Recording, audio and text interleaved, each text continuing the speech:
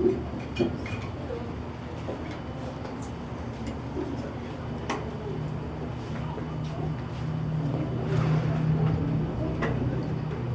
devotion ko pa ngayon ay buksan po natin sa Deuteronomy 27, 1 to 15.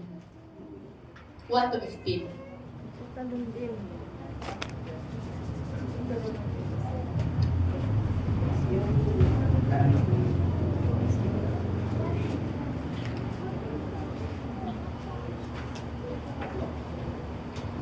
Sige, sabayan po. Sabay-sabay po tayong magbasa. Ganito ang sabi. At pinamagkatan ko po ito ng open heaven by obeying God. Sabi po sa 1, ganito naman ang bilin ni Moises, kasama ang matatandang namumuno sa sambayanan. Sundin ninyong lahat ang kautosang ibinigay ko sa inyo ngayon. 2. Pagkatawid ninyo sa ibayo ng Jordan at papasok na kayo sa lupaing ibibigay sa inyo ni Yahweh. Maglagay kayo ng malalaking bato at inyong palitadahan sa ibabaw. 3. At isusulat ninyo roon ang lahat ng mga batas na ito pagdating ninyo sa lupaing mayaman at sagana sa lahat ng bagay. Ang lupaing ipinangako sa inyo ni Yahweh, ang Diyos ng inyong mga ninuno. 4. Ilagay ninyo yon sa bundok ng Ibal at palitadahan ninyo tulad ng sinabi ko ngayon. 5. Magtayo kayo roon ng altar na bato para kay Yahweh na inyong Diyos. Mga batong hindi ginamitan ng pait ang inyong gamitin. 6. Mga batong hindi pinapyas ang gagamitin ninyo para sa altar at doon ninyo iaalay ang inyong mga handog na susunugin. 7. Dito rin ihahain ang handog na pangkapayapaan at sa harap nito kayo magsalo-salo sa panahon ng inyong pasasalamat sa Diyos ninyong si Yahweh.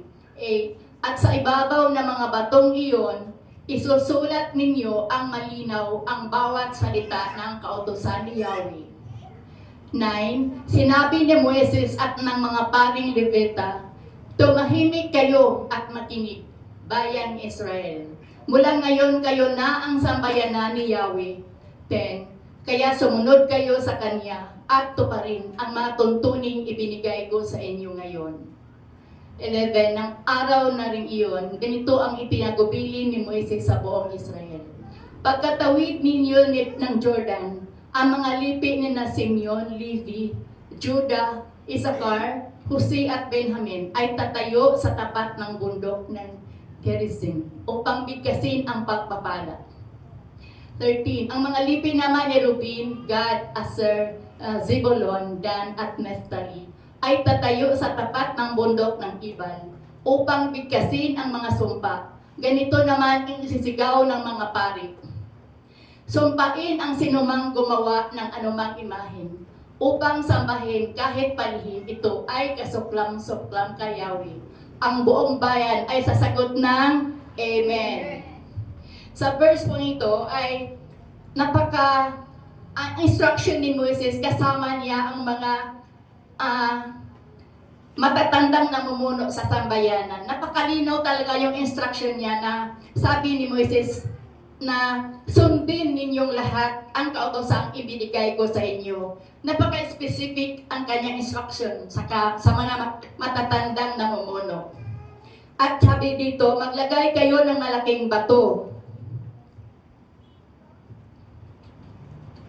Ang anong ibig sabihin nito ng bato sa Bible? It says, stones carry deep spiritual symbolism. They primarily represent strength. Ito nag-represent ng kalakasan po natin na spiritual na buhay.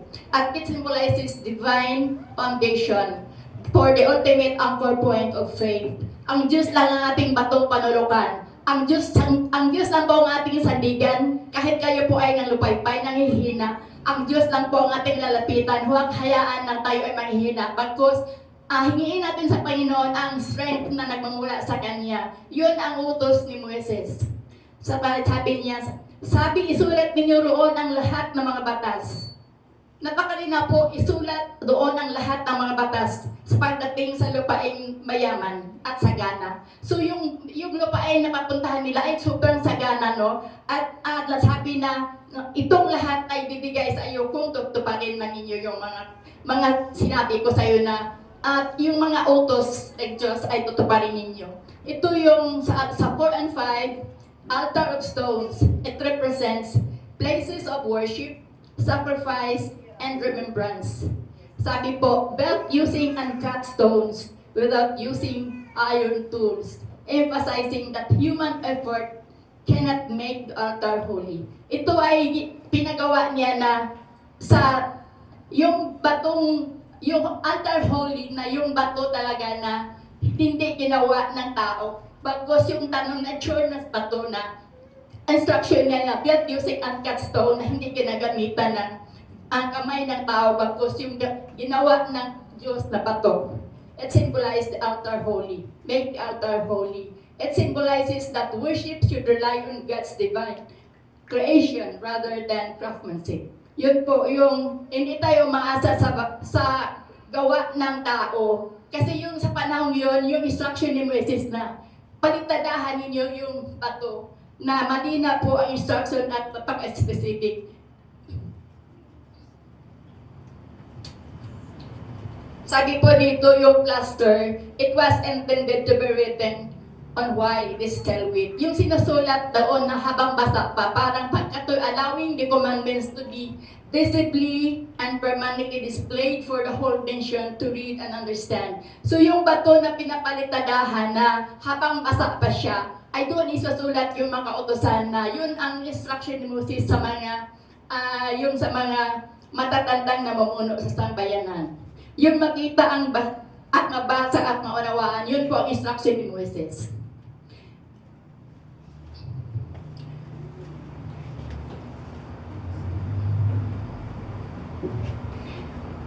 Nang araw sa 11, nang araw rin yun, ganito ang itinagubin ni Moses sa buong Israel.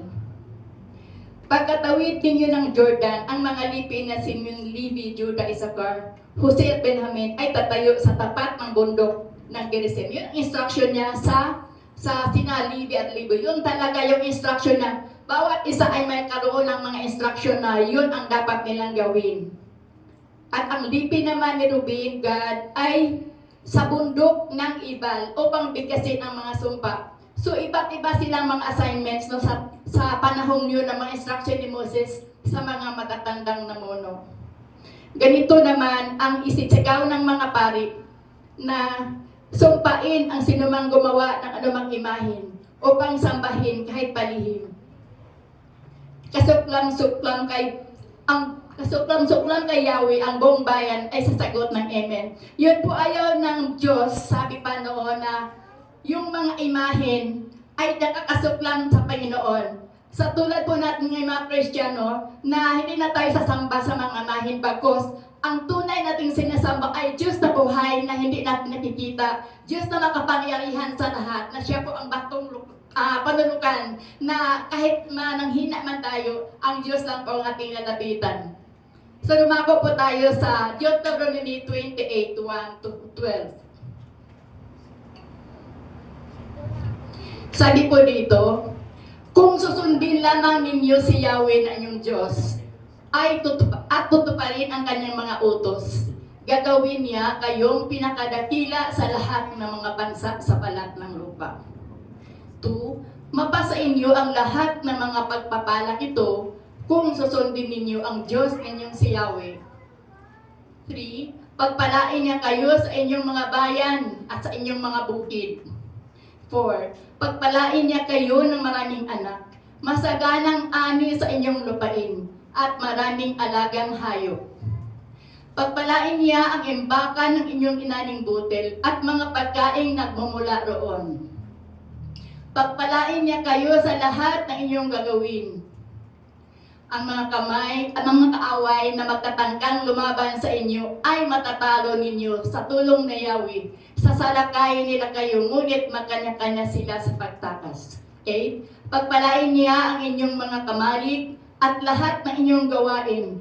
Pagpalain niya kayo sa lupaing ibibigay niya sa inyo. 9. Tulad ng pangako ni Yahweh, kayo'y gagawin niyang isang bansang matatag at nakalaan sa kanya kung susundin ninyo siya at tutuparin ang kanyang mga tuntunin. 10. Sa ganon, makikita ng lahat ng bansa na kayo'y kanyang bayan at matatakot sila sa inyo. 11. Pasaganain niya kayo sa lahat ng bagay. Pagdating ninyo sa lupain ibibigay niya sa inyo, para ramihin niya ang inyong anak at mga hayop at pasasaganain ang ani ng inyong bukirin. 12. Bubuksan niya ang langit upang ibuhos sa inyo ang ulan sa kapanahunan. Pagpalain niya kayo sa lahat ng inyong gagawin. Dahil dito, hindi kayo mangungutang, sa halip kayo pa ang pagpautang sa ibang bansa. Purihin ang mga salita ng Panginoon na bukas ang langit pag tayo po ay sumunod lang po tayo sa Kanya. Glory to God. Hallelujah. Sabi po dito, ang pangako ng Diyos ay tapat. Siya ay nangako na kung tayo po ay manghingi sa Kanya na specific na hingi natin ay ibibigay ng Lord. Kasi ang Diyos ay nakita niya ang laman ng ating puso. Sabi ng Panginoon, trust in the Lord with all your heart sa Proverbs 3:5, no? And lean not on your own understanding. Sa Kanya lang po natin hingin. Sa Holy Spirit, siya ang magbigay sa atin ng karunungan. Kasi ang Diyos ay nakita niya kung anong ginagawa natin dito. Yung lahat ng verse dito from 1 to 12, ito ay grabing pleasing na, no? Kasi ang instruction ni Moses ay sumunod lang po sila. Ito ay pagpapalang lubos-lubos, no? Prosperity and abundance. It means a gift of nature's bounty. It is the reward of hard works. Ito ang reward sa Diyos ng sakripisyong gawin ninyo. So, kabila ng mga sakripisyo ninyo, ang Diyos ay hindi na papaya sa atin. Kung lalapit lang po tayo sa Kanya na, Lord, Ikaw po ang aking kalakasan. Ikaw po ang lahat ng source ng aming buhay. Sa lahat ng aming ginagawa, Lord, bigyan mo lang kami ng wisdom at knowledge. So yung lahat na yun kung ano hingin mo, ay ibibigay ng Lord ng wisdom na lubos-lubos, no? Na walang kulang, kasi ang Diyos po ang ating inasahan in times of needs, in times of troubles, disasters, and storms sa ating buhay. Sabi po dito, pagpalain ng maraming anak, masaganang ani at mga hayop. So, ibibigay talaga yung Lord no, ang kasaganahan, no? Kung mapupuno ang imbakan ng inyong butil. Pagpalain sa lahat ng gagawin. Ano itong mga ginagawa natin sa lahat ng araw-araw? Ito ang, sabi ng Lord, itong anak ko ito, hindi ko ito papabayaan kasi alam ko na ang pagtayo lang po ay sumunod sa Kanya.